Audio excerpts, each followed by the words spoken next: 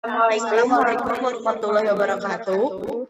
Perkenalkan, kami dari kelompok 11 yang beranggotakan saya, Aisyah Maria, NRP 1930-10011. Saya Rizka Trinugra Septiani, NRP 1930-123. Saya Deva Ayu Lestari, NRP 193011034.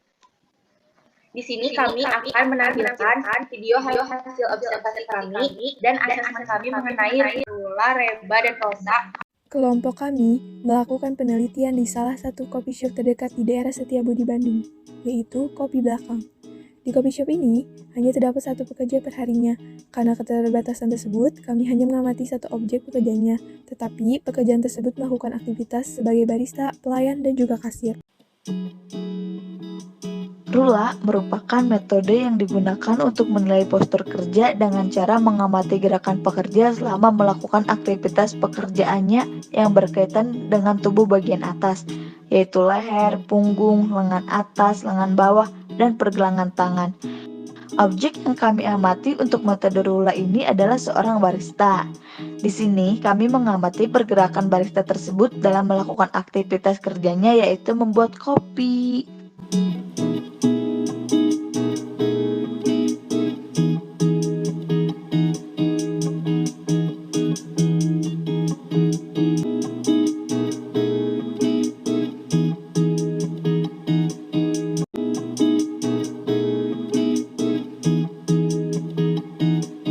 Berikut ini merupakan lembar penilaian untuk metode rula.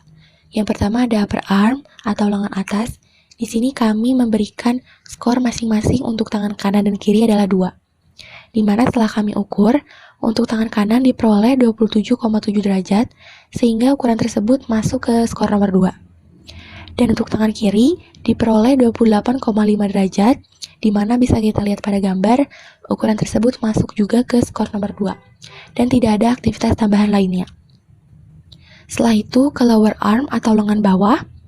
Di sini kami memberi skor untuk tangan kanan yaitu 1, karena setelah kami ukur maka diperoleh 63,3 derajat, di mana 63,3 derajat itu masuk ke skor nomor 1.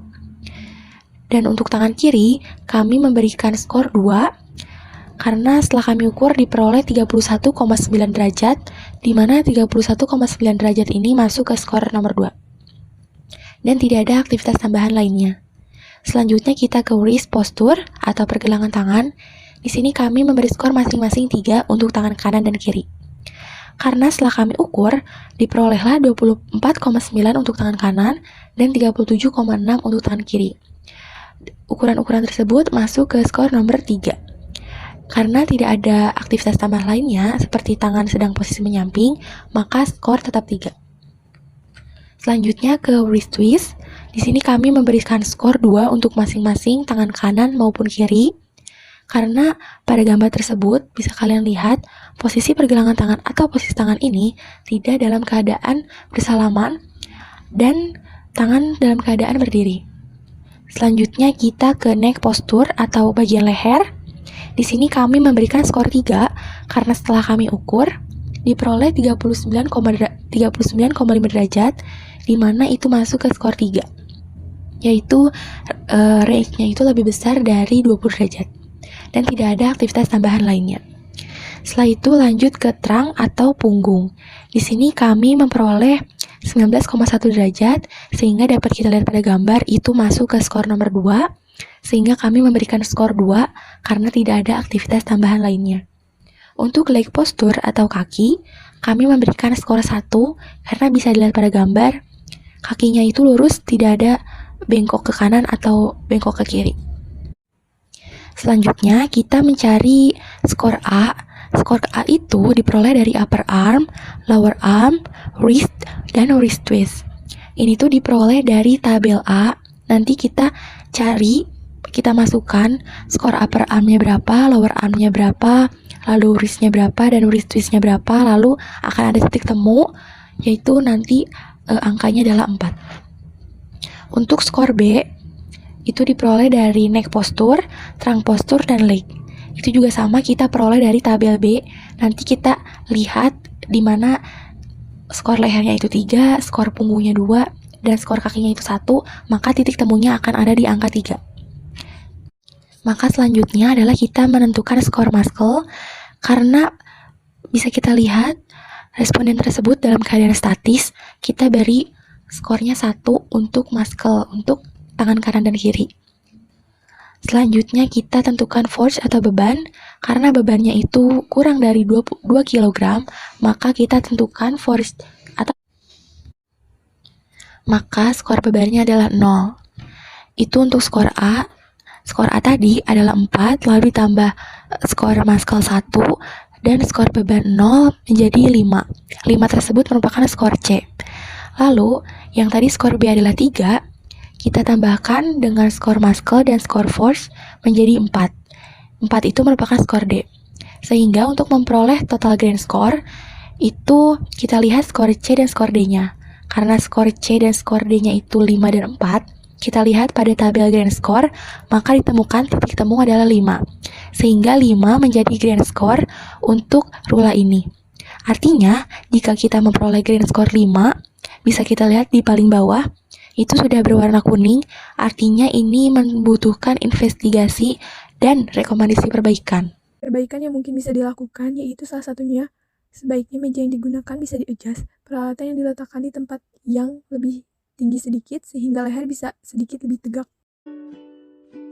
Reba merupakan metode yang digunakan untuk menilai postur tubuh terutama pada bagian batang tubuh atau punggung, leher, kaki, lengan atas, lengan bawah, dan pergelangan tangan.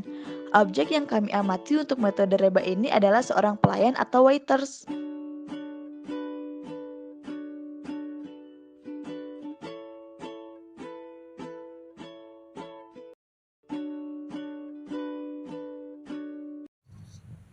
Yang berikut ini merupakan lembar penilaian untuk metode Reba. Dalam pengukuran menggunakan metode Reba ini dibagi menjadi 2 bagian, yaitu bagian A yang terdiri dari neck, trunk, dan leg analysis, dan bagian B yang terdiri dari arm dan wrist analysis. Kita langsung masuk ke step pertama, yaitu leher. Setelah kita ukur, dapat dilihat pada gambar sebelumnya, kita mendapatkan 28,3 untuk leher itu. Maka 28,3 derajat ini kita lihat masuk ke skor nomor 2. Dan tidak ada adjust atau aktivitas tambahan lainnya, sehingga skor neck itu tetap 2. Masuk ke step nomor 2, yaitu punggung. Kita ukur lalu kita peroleh hasilnya itu 36 derajat. Lalu kita cocokkan dengan gambar 36 derajat ini masuk ke skor 3, karena dalam skor 3 itu range-nya itu antara 20 sampai 60 derajat. Tidak ada adjust atau aktivitas tambahan lainnya, sehingga skor terang itu tetap 3. Lanjut ke step 3, yaitu kaki. Kita berikan kaki ini skornya 1, karena dapat kita lihat kakinya itu tetap lurus. Setelah kita dapatkan skor untuk leher, punggung, dan kaki, maka langkah selanjutnya kita lihat ke tabel A, lalu kita cocokkan skor lehernya adalah 2, lalu skor punggungnya 3 dan skor kakinya adalah 1, maka kita temukan titik temu yaitu 4. Maka skor untuk postur A itu adalah 4. Step yang kelima, kita lihat apakah si responden ini diberikan beban, dan kita lihat beban yang diberikan ini kurang dari 5 kg, maka kita berikan skornya 0. Dan kita jumlahkan tadi skor untuk postur A dan skor untuk beban 4 ditambah 0 yaitu 4. Maka hasil keseluruhan untuk skor A itu adalah 4. Setelah itu kita lanjut ke bagian B, ke step 7 yaitu upper arm atau lengan atas. Setelah kita ukur upper arm ini kita peroleh 0 derajat, yaitu posisinya tegak. Sehingga kita bisa simpulkan skornya itu adalah 1. Tidak ada adjust ataupun aktivitas tambahan, maka skor upper arm tetap 1.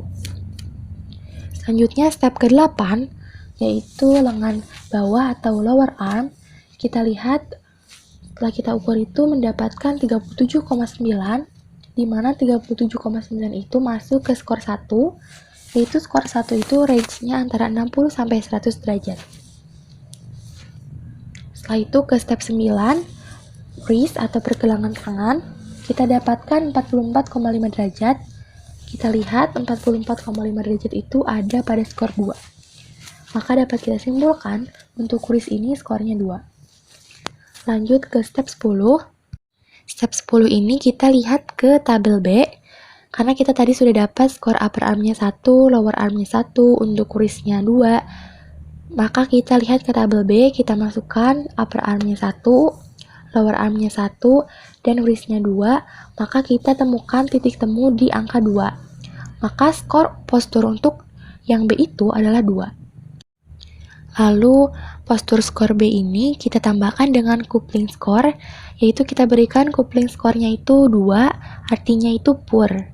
Sehingga kita dapatkan untuk skor B itu 2 ditambah 2 yaitu 4. Setelah kita dapatkan skor A dan skor B, yaitu skor A 4 dan skor B 4, maka kita lihat di tabel C. Kita lihat, kita masukkan bahwa skor A-nya itu 4 dan skor B-nya itu 4, maka kita peroleh titik temu di 4. Maka skor untuk tabel C-nya itu 4. Setelah itu kita tambahkan dengan activity score, yaitu artinya kita tambahkan 1, karena kita itu, si respondennya itu melakukan pekerjaan yang statis dan melakukan pekerjaan lebih dari 4 kali per menitnya. Setelah itu kita dapatkan final REBA score yaitu 5 diperoleh dari 4 ditambah 1. Maka kesimpulannya itu pengukuran dengan metode REBA ini mendapatkan skor 5. Kita lihat paling sisi bawah kiri, kita dapat lihat bahwa 5 itu masuk ke warna kuning, yaitu medium risk, further investigation, dan change soon. Artinya skor 5 ini resikonya di tengah-tengah, membutuhkan investigasi dan mungkin perbaikan. Rekomendasi perbaikan dari pekerjaan ini mungkin salah satunya bisa dengan cara membuat meja dan kursi untuk konsumen dengan ukuran yang lebih tinggi, sehingga pekerjaan pelayan ini tidak terlalu menunduk saat melayani. ROSA merupakan metode yang digunakan untuk mengukur postur kerja untuk pekerjaan yang berhubungan dengan komputer. Karena keterbatasan informasi yang kami dapatkan, maka kami tidak bisa melakukan pengukuran postur kerja menggunakan metode ROSA. Cukup sekian pemaparan hasil observasi kami. Mohon maaf masih terdapat banyak kekurangan. Thanks for watching.